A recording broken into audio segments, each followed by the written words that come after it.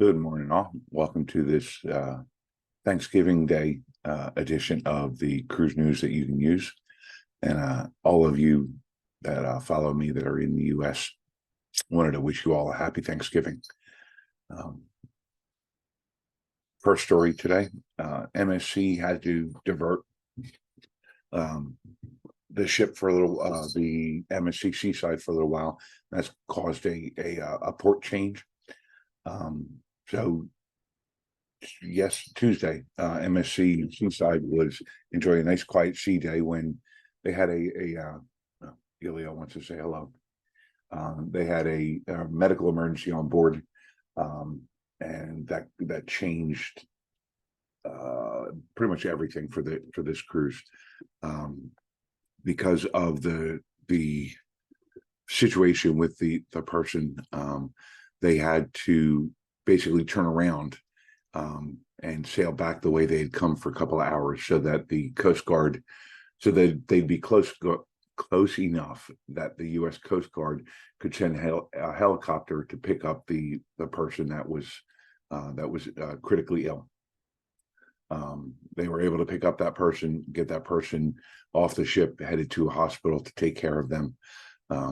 And I hope and pray that person got the care they needed and recovers successfully. Because of that, by the time the ship turned around and went back on its way, it caused a delay of their arrival into St. Maarten. They were supposed to arrive into St. Maarten this morning at 8 a.m., but because of the delay, the ship isn't going to arrive into St. Maarten until about 6 p.m. tonight. They will be in St. Maarten until about 2 a.m. So the passengers on board can get off and enjoy, St. Maarten if they want to. All the excursions that had been purchased have been refunded. It's going to also affect their next two stops in, oh goodness, I know one of them was Martinique, Antigua and Martinique, but those are minimal changes. They're going to get in to Antigua tomorrow, I believe, at 9 a.m. instead of 8 a.m. And then Martinique, they're off by like a half hour. Unfortunately, it really messes with St. Maarten. But I hope that the person who became ill is going to be taken care of and successfully recover. Really. Next up, the celestial cruise ship Olympia is going to be retired. She's been sailing the oceans for over 40 years. She started out as a Royal Caribbean ship, the Song of America, and then she was sold in the early 2000s, and then sold again, and finally Celestial bought her, did a retrofit, and she's been sailing with Celestial since 2014.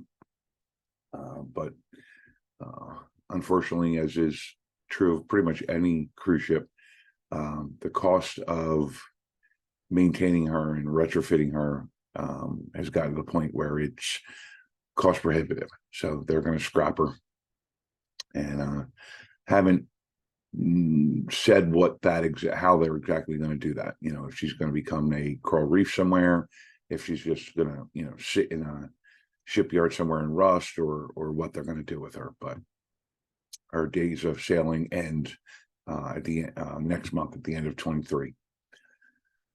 Once again, time in the show where I ask you to like, comment, and subscribe. If you're enjoying the show, hit that subscribe button so we can talk more often.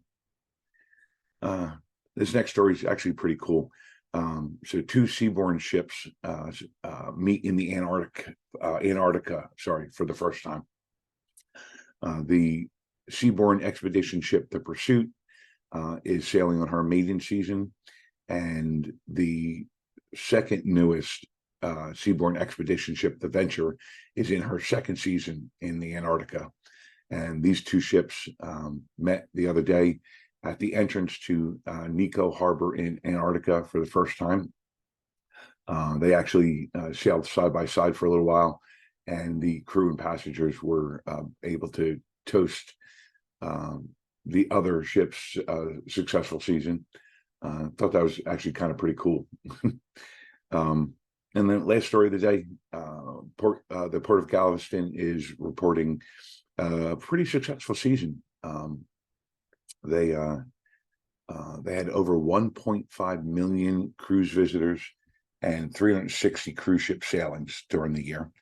And it's a 12% increase over last year. Good for them. I mean, that's, they're turning into a pretty successful cruise port. A lot of that's due to, not solely, but largely due to the opening of the Royal Caribbean cruise terminal there, the big one. They just finished it in 2022, so they can now keep the allure of the seas there, at least part of the year, as our home port. So yeah, good for Galveston. The more, in my opinion, the more cruise ports we have around the country, the better the better it'll be. They can spread the ships out a little bit more, so we don't have traffic jams like we've got going on this weekend in Port Everglades. So that's about it for today. I hope you all have a wonderful Thanksgiving, and I'll talk to you soon.